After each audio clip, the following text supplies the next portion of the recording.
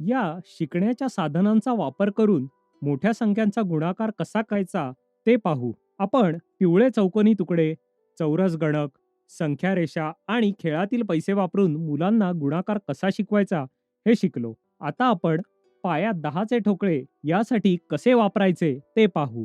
माझ्याकडे निळे दंडगोल, पिवळे चौकोनी तुकडे आणि हिरव्या चकत्या आहेत. आता आपण यांचा वापर करून 2 अंकी संख्यांचा गुणाकार कसा करावा ते पाहू.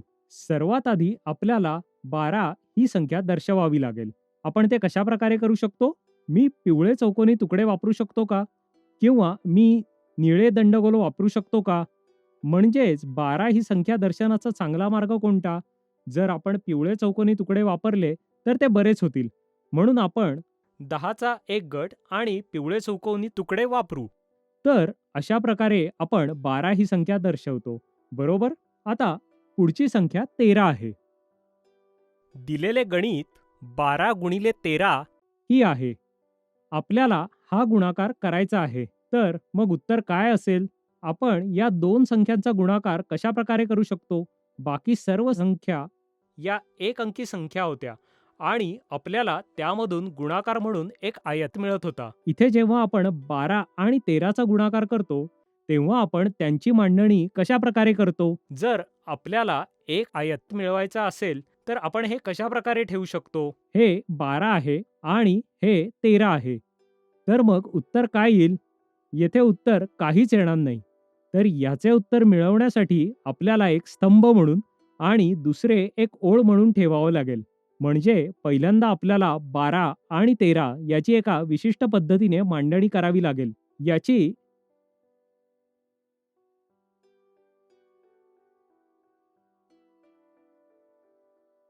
आपण अशा प्रकारे मांडणी करू शकतो.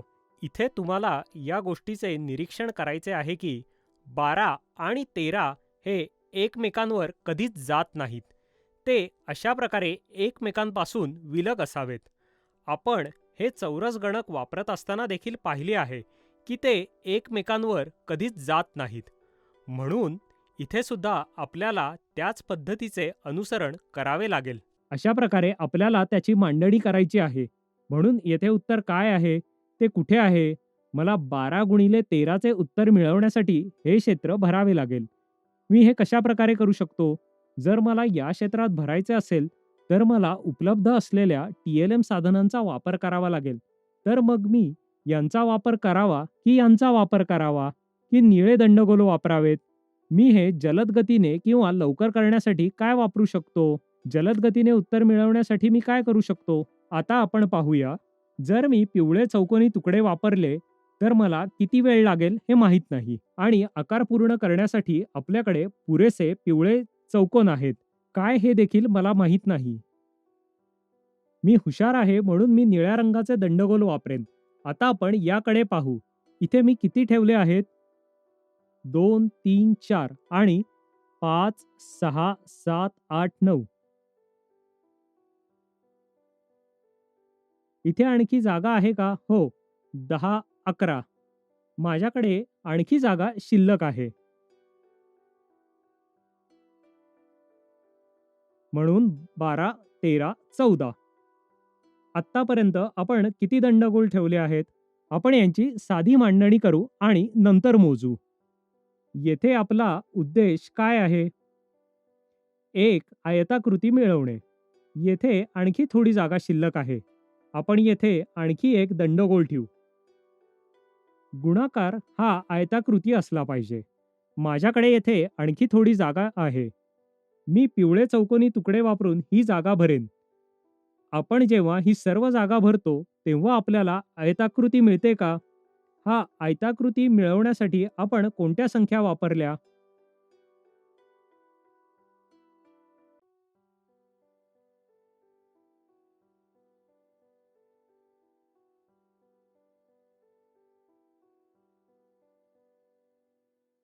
हे 12 आहे आणि दुसरी संख्या म्हणजे 13 आहे. म्हणून आपण 12 आणि 13चा गुणाकार करतो आणि त्यातून आपल्याला आयताकार मिळतो. आपण जेव्हा प्रश्न सोडवण्यास सुरुवात केली, तेव्हा 12 गुणिले 13 12 आणि 13चा गुणाकार केल्यावर आपल्याला हा आयताकृती मिळाला. म्हणजेच हा आयताकार आपल्याला 12 आणि 13चा गुणाकार केल्यावर मिळाला.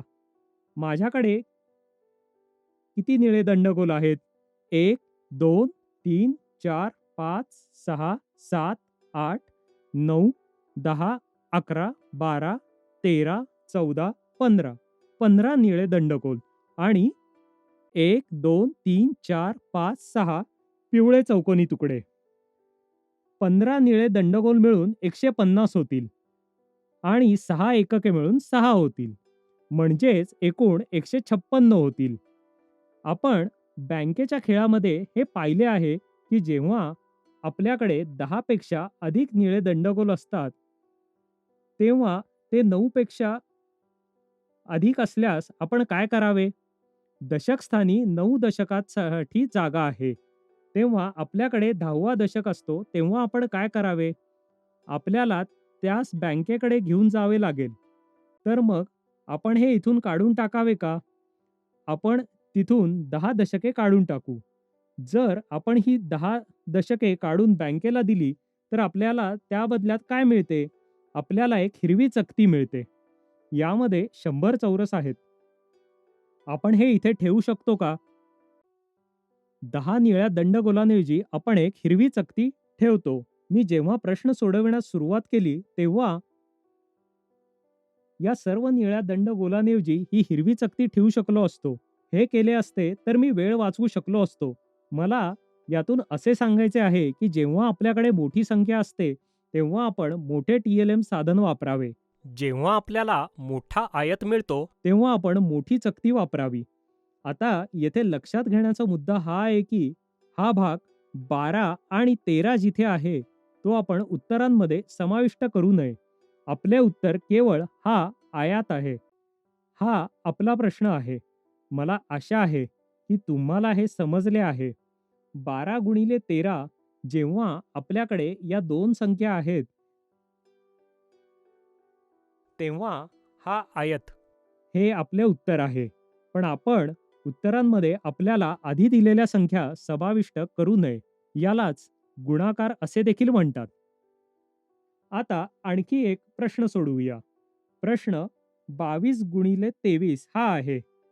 आत्ताच आपण 12 आणि 13 पाहिले आहेत. आता 22 आणि 23 पाहूयात. तर हे 22 आहेत. बरोबर? आता आपण 23 पाहू. तर हे 23 आहेत. 22 आणि 23. आपण गुणाकार करताना याची मांडणी कशी करावी?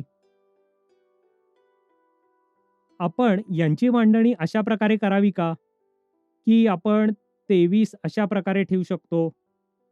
हे या मांडणीमध्ये खरे तर 10 आहे, 20 नाही. तर आपल्याला 23 हे अशा प्रकारे ठेवावे लागतील. हे 23 आहेत आणि हे 22 आहेत. हे 23 आहेत आणि हे 22 आहेत.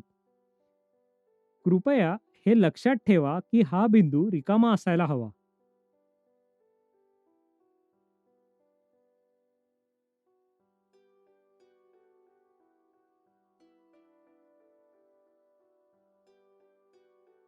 आपल्याला इथे काय करायचे आहे? आपल्याला एक मुद्दा लक्षात ठेवायला हवा, की जेव्हा आपण 12 गुणिले 13 हा प्रश्न सोडवला, तेव्हा आपण हिरवी चकती वापरली आणि हे समजले, की त्यामुळे हा प्रश्न सोडवणे लवकर आणि सोपे झाले. तर इथे सुद्धा आपण तीच पद्धत वापरू. आपण येथे हिरवी चकती वापरून सुरुवात करू. आपला उद्देश हा आयत भरण्याचा आहे. आपल्याला हा आयत निर्माण करायचा आहे.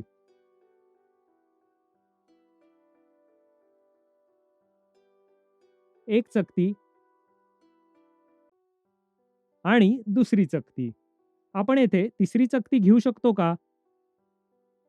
नाही. आपण ती इथे ठेवू आणि चौथी चकती इथे येईल. माझ्याकडे इथे आणखी जागा शिल्लक आहे. ती जागा निळे दंडगोल वापरून भरूया. आपण येथे किती ठेवू शकतो?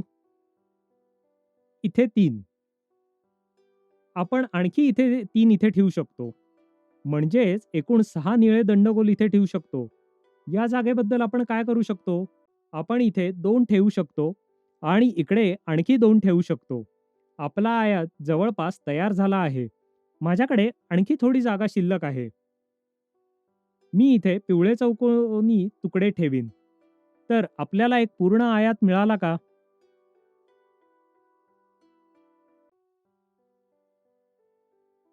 होय, आपल्याला मिळाला आहे.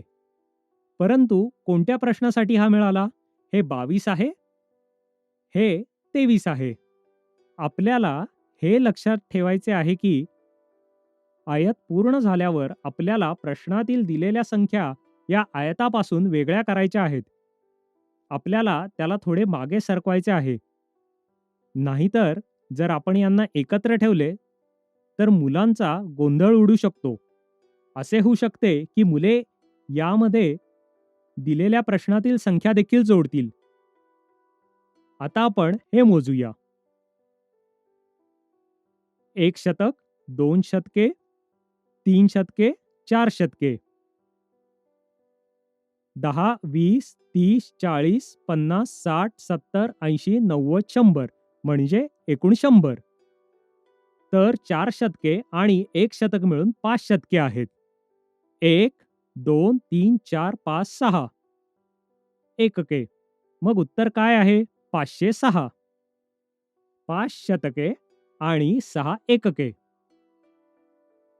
या दिलेल्या प्रश्नांमध्ये किती शतके आहेत? जेव्हा आपण मुलांना हा प्रश्न विचारतो, तेव्हा ते त्याकडे पाहतात आणि म्हणतात, की इथे 4 हिरव्या चकत्या आहेत. म्हणून 4 शतके आहेत. ते बरोबर आहे का? तुमचे उत्तर काय आहे? 506. तर मग 506 मध्ये किती शतके आहेत? 5 शतके आहेत. पण आपल्याला इथे फक्त 4 शतके दिसतात. तर उत्तर बरोबर आहे. परंतु ते दशांश प्रणालीमध्ये नाही. आपण त्याला दशांश प्रणालीमध्ये कसे आणावे? येथे किती दशके आहेत?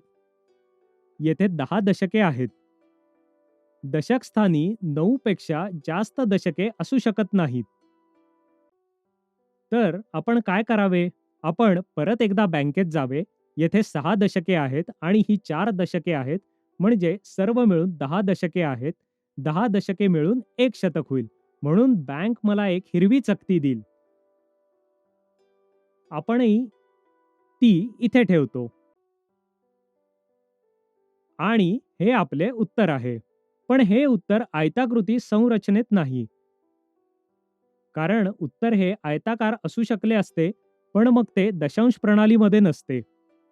जर आपल्याला दशांश प्रणालीचा वापर करायचा असेल, तर आपल्याला बँकेची मदत घ्यावी लागेल आणि उत्तर हे अशा प्रकारे दाखवावे लागेल. हे उत्तर बरोबर आहे. कारण दशक स्थानी आपण 10 संख्या दाखवत नाही. म्हणून आपण हे अशा प्रकारे दाखवतो. मुलांना शिकवण्याचा हा वरील मार्ग म्हणजे उच्च क्रमविचार आहे. मुलांना हे माहीत असले पाहिजे. 506 चे दशक म्हणून काय प्रतिनिधित्व केले जाऊ शकत नाही, हे स्पष्ट करणे महत्त्वाचे आहे. परंतु आपण अचूकपणे 500 चे शतके वापरून त्याचे प्रतिनिधित्व करू शकतो.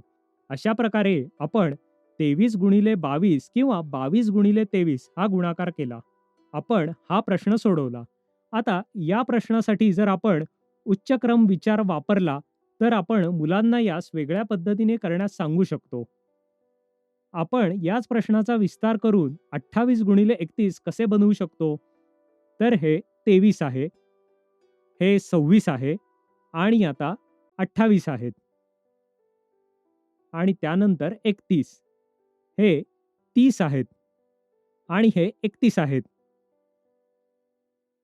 आता आपण जेव्हा हे अशा प्रकारे करतो, तेव्हा आपल्याकडे एका गणिताच्या किटमध्ये केवळ 20 निळे दंडगोल असतात. आपल्याकडे 6 हिरव्या चकत्या आहेत. आपण हे निळे दंडगोल ठेवू. येथे आपल्याला किती निळ्या दंडगोलांची आवश्यकता आहे? हा प्रश्न आहे. आणि हे उत्तर आहे. आपल्याकडे 20 निळे दंडगोल आहेत, परंतु त्यापैकी 7 दंडगोल वापरले गेले आहेत. आतापर्यंत आपण 7 वापरले आहेत. उरलेल्या निळ्या दंडगोलांचा वापर करून आपण हे क्षेत्र भरू शकत नाही. पिवळे चौकोनी तुकडे पुरेसे नाहीत. परंतु आपण एका गणिताच्या किटमध्ये 22 गुणिले 23 हा गुणाकार किंवा 24 गुणिले 23 हा गुणाकार करू शकतो. आपण त्या संख्यापर्यंत गुणाकार करू शकतो, परंतु त्यापुढील मोठ्या संख्यांचा गुणाकार आपण ही TLM साधने वापरून करू शकत नाही.